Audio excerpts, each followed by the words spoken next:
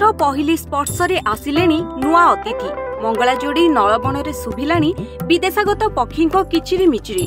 हजार हजार माइल दूररू आसिथिबा रंग बेरंगर पक्षी को स्वागत करिछि नीलांबूर चिलिका।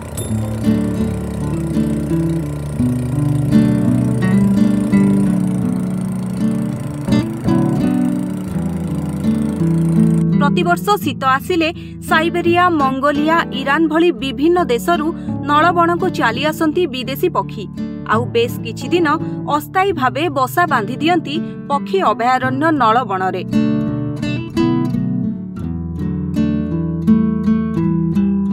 चलित वर्ष नवेम्बर सुधा ओडिशा आसिछंती 4,94,366 संख्यक विदेशागत पक्षी। सेथि मध्यरु केवल नलबण को 2,17,170 पक्षी आसिछंती। आसंता मासरु राज्य रे पक्षी गणना आरंभ हेबो बोली कहिछंती जंगल और परिवेश मंत्री गणेश राम सिंह खुंटिया। प्रतिवर्ष अक्टोबर रु मार्च शेष जाए नलबण रे लागे पक्षी समाहार।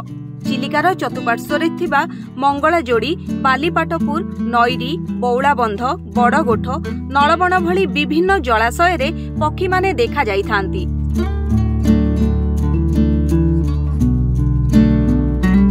साधारणतः खाद्य अन्वेषण रे हजार हजार माइल अतिक्रम करी आसी थांती एही पक्षी माने।